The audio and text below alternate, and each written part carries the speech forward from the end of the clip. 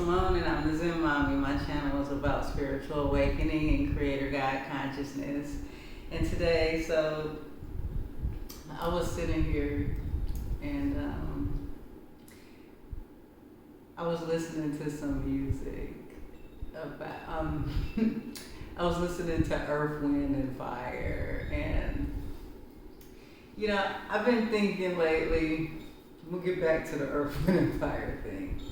So, since I've been back to the channel, I had a subscriber send me either comment and send me a message or email, and she said that she had been with me since the beginning, since I started back in 2016, and she was transitioning out of religion, and she hadn't been able to fully let go of religion until, my recent videos when I came back on at the end of last year. And she said that I helped her fully be able to let go of, this attachment to religion. And, I didn't get a chance. I don't know if I responded to her yet, but I just, I hope she's listening to this. I want you to know that really meant a lot to me to hear that from you. I was thinking, I'd given up. I'd given up on people coming out of religion. I started to think maybe the jump was just too big for some people, or maybe some people that just wasn't the game they wanted to play, to waking up out of it. Some people, there's people that be like, they join spirituality, but they run back to Christianity as soon as they get scared. Some people went back to Christianity right after the pandemic because of all the predictions and revelations and stuff. And so people run back when they get scared or when things don't work out. Just like I did that video earlier today. I had released a video earlier today where I talked about going from praying to God going from praying to a God to manifesting as a God. Some people, when it gets hard, this journey, awakening, this Ascension journey consciousness, trying to, collapse the human perspective and become one with who you truly are. It's not easy, it's not an easy journey, it's not for the faint of heart. And, I can see a person like they going through it and they just can't figure it out, on their own spiritually, so they have to go back to a deity, and because they know how to channel their energy better through this belief system, through this religion. They know how to connect to Jesus or whatever deity, whatever God they're worshiping, and they pray and they believe and they can get it to work that way, And so it's really about like reconditioning the way your mind and the way you've always done things. And you really have to believe that there are infinite possibilities, infinite timelines, that it's not life. It's not just one set way. Reality is not one set way. If it was, then a lot of people would be wrong. And what makes your religion so special that you're better than anybody else? You have to look at it that way. Like it's a real unconscious way to look at it. It's just to sit here and say my religion is right, and everybody else, you don't know them, you don't know their faith, you don't know their situation, you don't know their history, how they came to the knowledge, but you have judged and said that they're wrong, my religion's right. I swear Christians are some of the cockiest people. They can be sometimes some of the rudest people when it comes to this. And I don't mean that to be mean. I understand why they're that way, okay? I understand why they're in this limited perspective. This is how they've been taught. This is how they've been programmed. And this journey is about leaving that programming, you know. And so when she made that video, you know, that comment, that I really helped her. Okay, so I was saying that I hate giving up. Like I realized it's, you know, I really gave up. I was like, okay, I'm happy I'm out of it. I'm not like gonna get too excited. I had a cousin who, you know, I was helping a little bit. She did ayahuasca with me, and she, you know, she went back to Christianity. Like at first, you know, I thought I saw a shift going on. She started opening up and realizing she had these abilities, realizing she had, you know, connections. But when it came down to it, she was a minister, and the pressure from, you know, her spouse and her family, the pressure, not only the pressure, like when I saw her, I saw that she had a large following of people following her, women, men, looking up to her. And I picked up that, you know, her ego liked that. She liked being in that position. Okay, so you have a high position in maybe your Christianity religion, but you don't want to let go, because coming to spirituality might put you back at the bottom. You're back to learning again and figuring this out, right? And so she decided to stay in that game because she liked the experience, I guess, she was getting out of that game. Now she's doing some type of online, you know, Bible Christian thing where, you know, I don't know, like I don't watch it or anything. I just pass by it. And so, you know,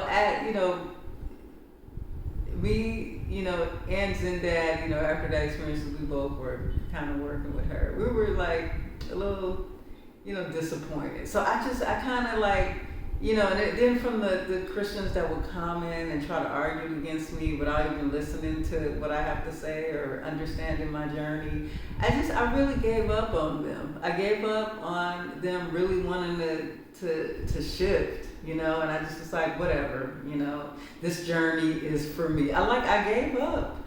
And so when I got that message from her, I was like, what?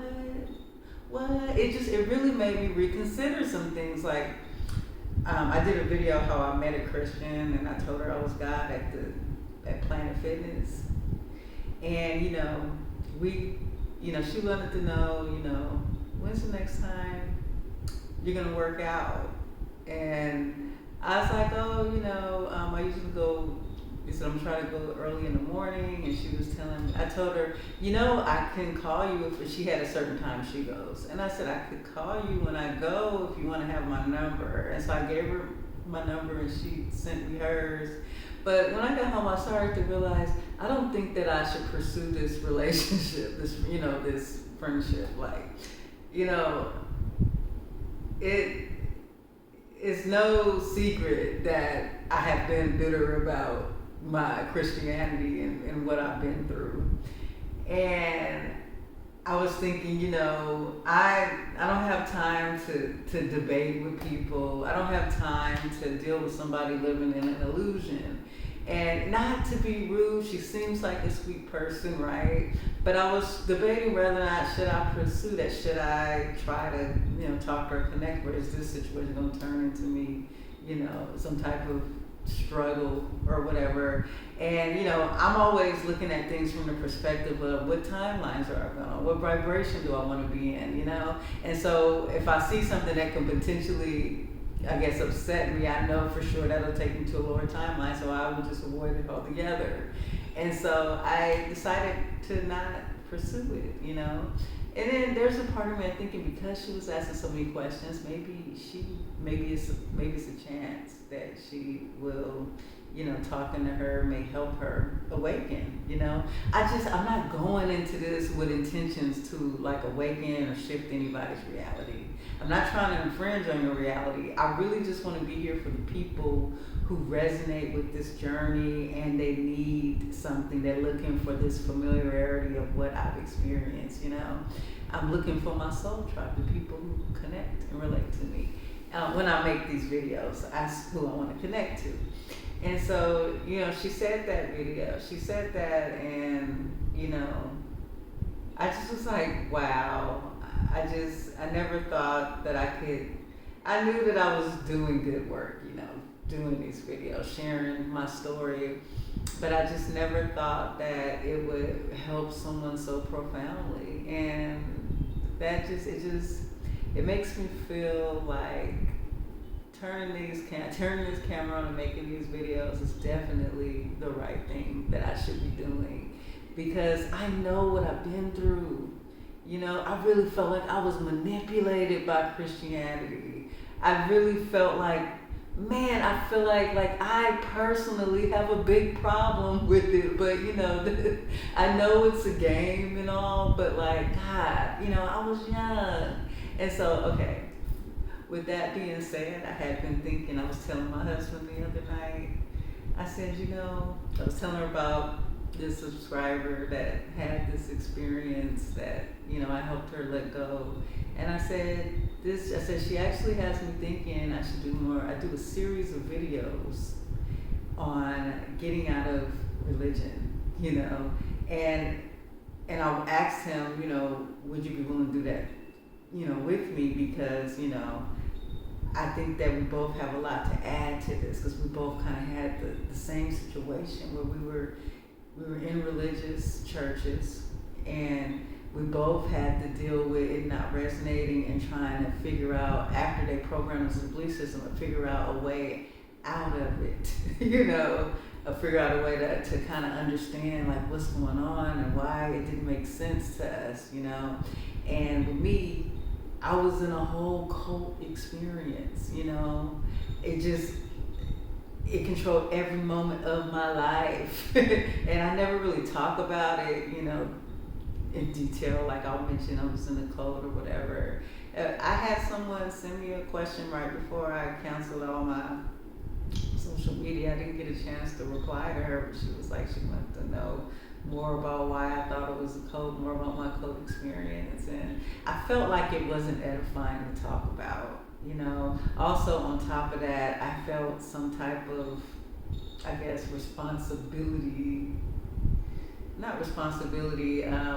that's not the word. I guess I was afraid that when I first started this YouTube channel, I shared a video talking about a little bit about my experience in the church. And one of my good friends from the church, close friends from the church, said she had to stop talking to me. And they're like, they basically labeled me as, I'm working against the church. This was actually like a big deal. They used to preach to us, working against the church, that it was a sin unto death, that I would be eternally judged. Now I have no way, so like they scared us so much that even the people who were kicked out and left the church, that they're scared still to even talk about it or question it. Because that's how programmed we was. That like my friend had been kicked out of that church and treated so bad. Yet, because of my video, she let go of me. And I get it, I was there, right? Okay, so now let's go back to the beginning of this video when I said I was listening to Earth, Wind, and Fire. Okay, so Earth, Wind, and Fire, I had never listened to it before growing up, okay? So speaking of my cult experience, and part of my, I guess, if I do this series, Getting Out of Religion, I'm going to be sharing a lot about some of the things I experienced in the cult. And I want to point out some obvious things I point out some obvious things that was proof that this was all a farce. There's like all along this journey, there was proof.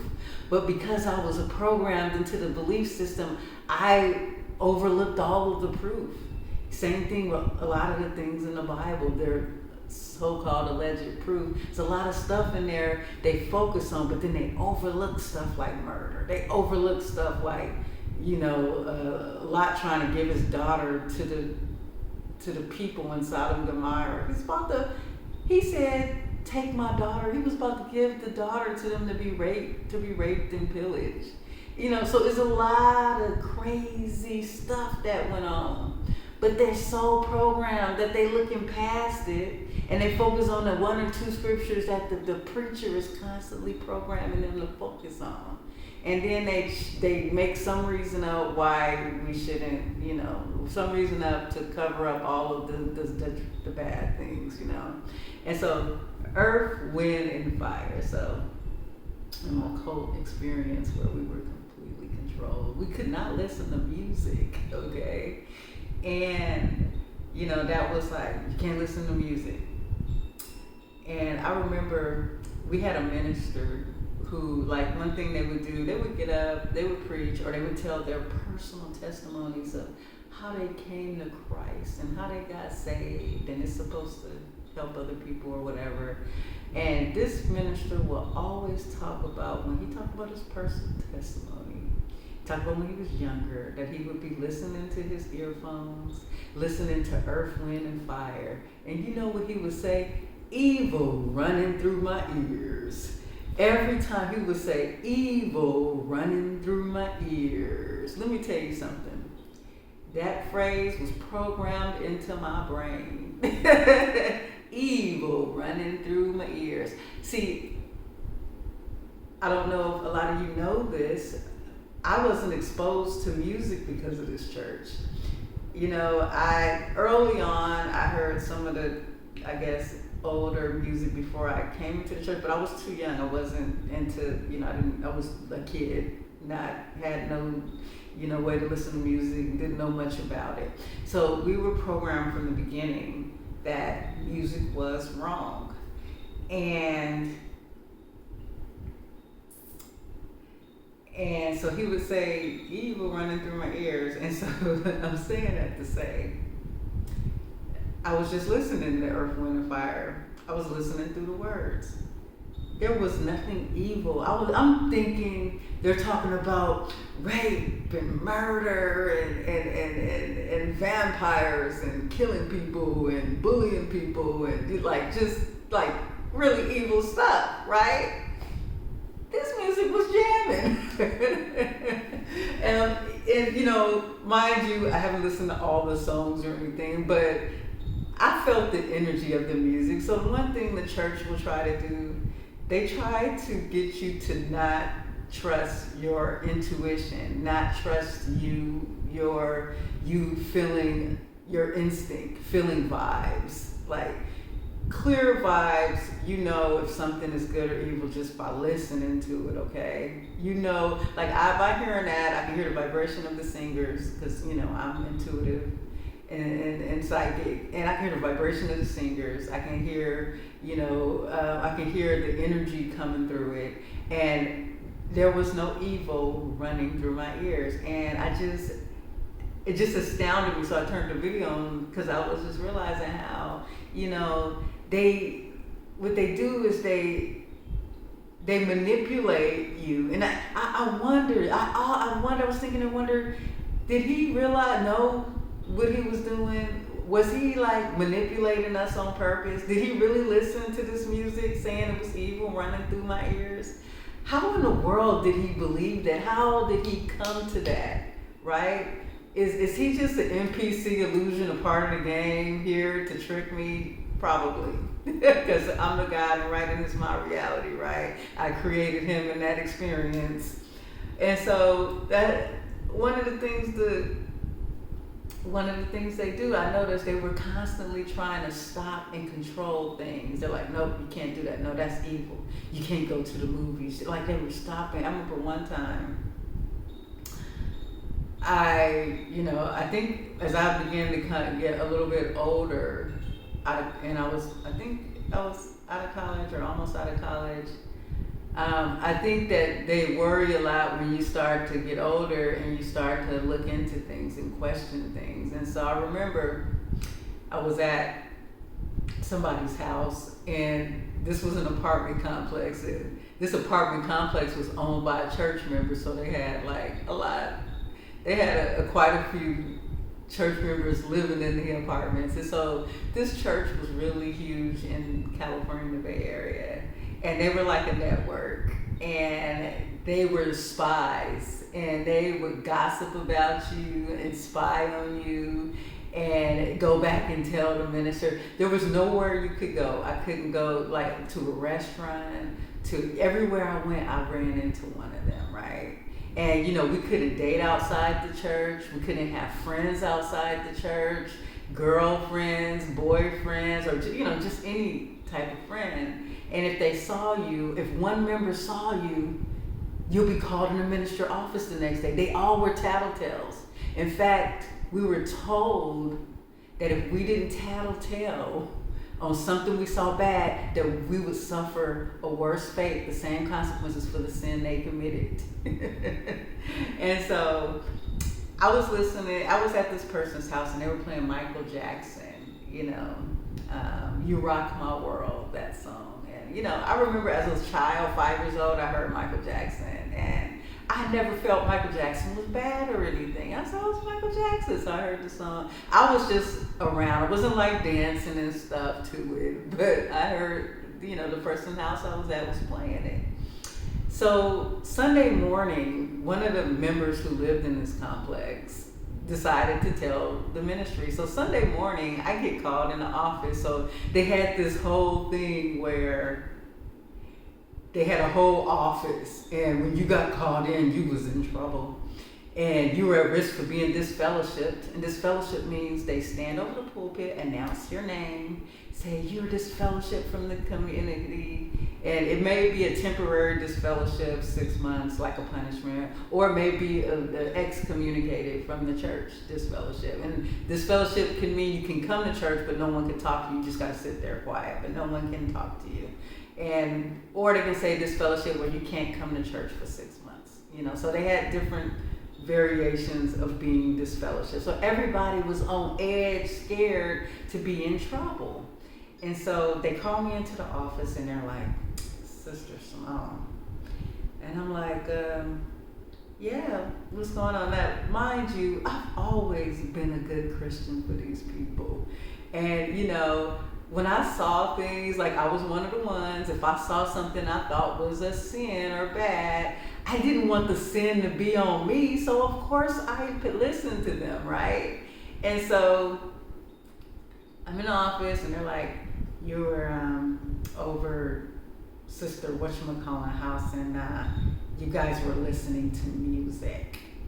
And I said, at that point I started to come into my myself, like kind of questioning. And I said, yeah, so what's wrong with that? And I said, it was just Michael Jackson. And he was just like, well, I said, I don't see anything wrong with it. And he was like, are you serious? He's like, are you serious? He says, music is wrong. Music will influence you. And you cannot listen to it. And I was just like, okay. And so I started to think about how, this was how my church, but I'm sure a lot of religions, especially Christianity, is like that. This religion is about control. And I started to, like just a moment ago, listening to music, I started to get a vision of seeing them, like seeing this energy trying to be controlled into let's just say into a box. My analogy, religion is like a box. They can't think outside the box. If they go out the box, outside the box is a sin. They can't go into the unknown. They have to just trust what they're being taught and read in the Bible. But spiritual people have went outside the box and realized there's nothing to be afraid of, okay? So I began to see this energy, right? Let's just say this energy is a box, right? And I'm just trying to explain this vision because I see visions, but they don't necessarily look like, the things we see in this life. It's energy and it can be shapes and things, but it's a feeling and I know what it means. And so I'm explaining as best I can. So imagine they're like a box, right? And I see the ministers. The box is bursting open, right? Like light is trying to come out in the seams, right? And I believe the light is the people's souls, okay? And what happens is when they start getting a little bit of consciousness, they start to try to seep out the box. And what I saw is the ministers trying to like put them back in, keep it closed tight, right? trying to control every little aspect. As soon as she started, we can't have her thinking it's okay to listen to music. Why is it not okay? I wonder, why is it not okay to listen to music? I understand there's bad music that does have bad influence, but generally, music raises your vibration. If it's a music that has a good beat, it has maybe good words, makes you want to move. Why is it wrong when you hear certain frequencies and you just want to dance? I remember I hated feeling like I couldn't dance. I would hear it and I'd be like, and I'd be wanting to dance. And I remember when I finally got old enough, I was like in college, and my friends I had started to realize that all the church people weren't even listening to the rules. They were bad. They were going to, my age, they were going to clubs. They were having boyfriends and girlfriends outside the church. And I'm sitting here being the good girl, right? So I decided to go to the club once with them. I was like, okay, I was so nervous. I want to go to the club. So I went to the club, and the music turned on, and I was all over that dance floor. Like I never danced before. And the sister that I was with, the church girl, they were like, how did you learn how to dance like that? I felt the music. I went with the music. Now, before I went to the church, I lived in Texas with my family when I was really young, in like junior high. Right before I went to church, I was about 14. And, I did have a talent show once where I did dance to Salt and Pepper, and we won the talent show. And so, I always was drawn to dancing. I took dancing classes in high school, and I got away with it until they found out. I loved dancing. Let me tell you, if I wasn't in that church, I would have been a professional dancer. And they said, you gotta, plus I hated PE class, so dance took the place of PE class. And so they told me, you gotta drop dance. And I was like, oh man. So anyways, that was the only experience I had dancing. And so,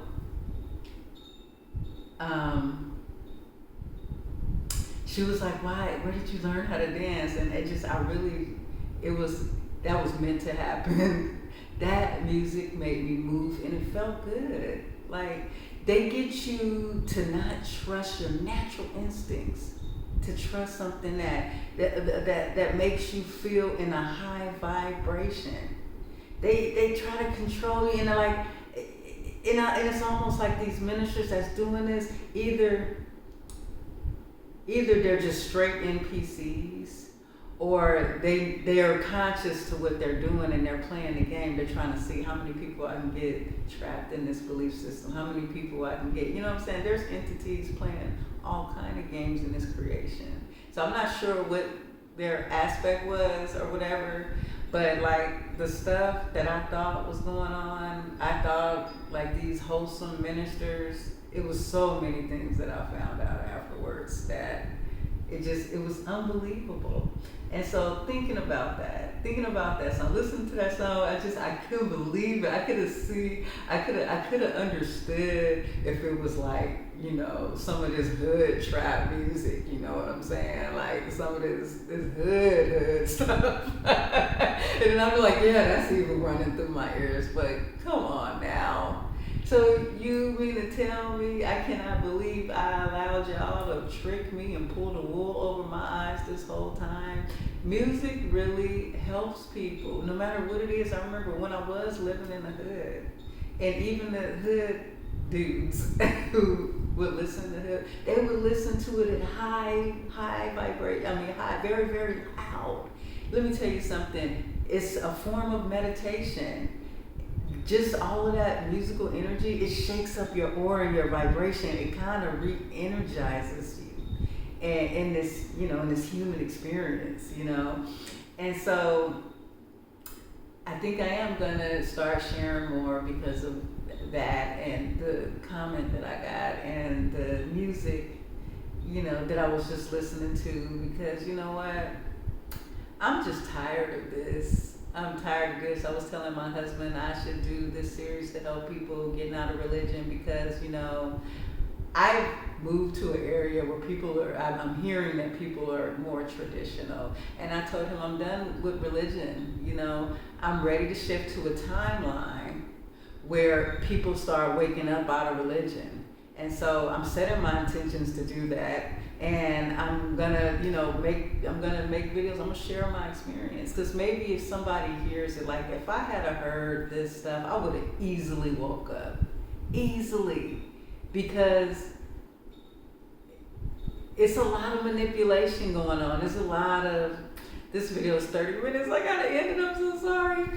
I really had fun making this video, and I think I'm gonna enjoy sharing this, but I'm ready to crack this open, because if I'm going to a timeline of 5D is not gonna have religion. It's gonna be God's. And so I am actively shifting myself to those timelines. I'm setting my intentions, and I'm gonna do what I can to share my journey to kind of help people see the light in that. Because that's what I'm going for this time. For the Christians and stuff who want to stay that, y'all go on y'all timelines and stay whatever you want to do, okay? But my timeline is headed up out of this paradigm, okay? Thanks for watching. If you resonate with my channel, be sure to be on my email list. And I have a backup channel on Odyssey. If anything ever happens, you can always find me there. I appreciate you guys joining me today.